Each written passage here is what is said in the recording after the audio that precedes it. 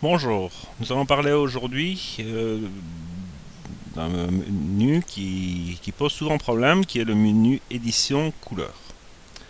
Alors si je prends menu édition couleur et que je clique dessus, on a ici une fenêtre qui s'ouvre, qui est un petit peu une fenêtre où on se demande qu'est-ce qu'on va faire avec toutes ces options. Alors en gros, il y a deux options qui sont intéressantes, qui est l'utilisation générale pour l'Europe ou pré-presse pour l'Europe 3.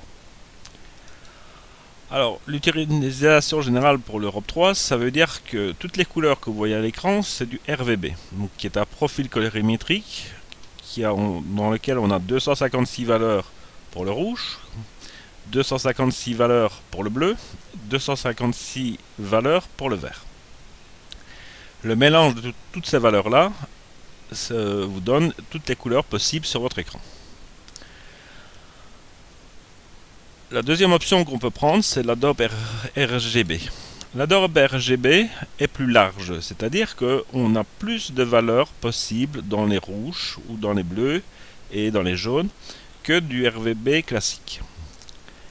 Alors, je vais employer le mot RGB ou RVB parce que RGB c'est en anglais et RVB c'est en français. Rouge, vert, bleu. Moi personnellement, je conseille à tout le monde, d'utiliser le sRGB dans l'espace de travail et donc de prendre l'utilisation générale pour l'Europe 3 de Photoshop. Mais il y a deux exceptions. Les personnes qui ont réellement un écran très haut de gamme, qui peut afficher l'espace colorimétrique Adobe, c'est assez rare mais ça existe. Et deuxième exception, des gens qui impriment énormément sur des imprimantes couleur à la maison et qui ne passent pas par un service web en ligne ou un photographe pour imprimer leurs couleurs. Dernière exception, mais elle est aussi très rare, ce sont des gens qui font des livres d'art de très haut niveau où l'imprimeur préfère avoir l'Adobe. Donc en règle générale pour l'utilisateur normal, on laisse sur RGB et Coated Fogra pour le CMJ qui est en fait la couleur d'impression pour les imprimantes que vous avez chez vous. Alors après on a règles de gestion des couleurs. Alors qu'est-ce que ça veut dire ces règles de gestion de couleurs? Et il faut savoir que vous pouvez recevoir une image d'un ami qui évidemment n'emploie pas les mêmes profils que vous. Alors, deux solutions, soit on conserve les profils incorporés, ou je les convertis en RVB, qui est mon profil que j'utilise. En général, je dis qu'on va conserver le profil incorporé.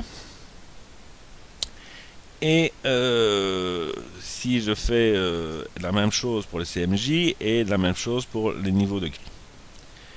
Alors, quand il y a non-concordance des profils, on peut soit cliquer la croix et là, à l'ouverture du fichier, Photoshop va vous demander qu'est-ce qu'on fait avec le profil colorimétrique. Est-ce que je le convertis en sRGB, en Adobe ou quelque chose d'autre? Et s'il n'y a pas de profil, la même chose, le choix à l'ouverture. Là, je vous conseille de mettre le choix à l'ouverture parce que sinon, on ne sait pas tellement bien ce qui va se passer. Les moteurs de conversion, c'est le moteur Adobe qui est le moteur normal de Photoshop. Et on peut également désaturer les couleurs du moniteur ou fusionner les couleurs RVB avec le gamma, etc. qui sont des options pour essayer de corriger l'affichage sur l'écran. Si réellement vous avez un écran de mauvaise qualité, on peut bouger ces options. Alors il faut savoir que ça, ce que j'ai fait ici, vous voyez que j'ai quelque chose qui s'appelle maintenant désynchronisation. Vos applications Creative Suite ne sont pas synchronisées. Alors le seul moyen de synchroniser les applications, c'est il faut aller dans Fichier, parcourir dans Bridge, Édition, Paramètres des couleurs, Utilisation générale pour l'Europe 3, et on fait Appliquer. À ce moment-là, si je reviens dans Photoshop,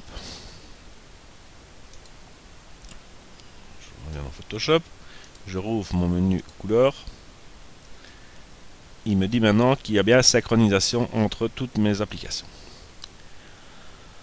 Alors, tant qu'on est à parler, je sais qu'on va parler de Photoshop, mais comme beaucoup utilisent Lightroom, je vais mettre Lightroom en même temps.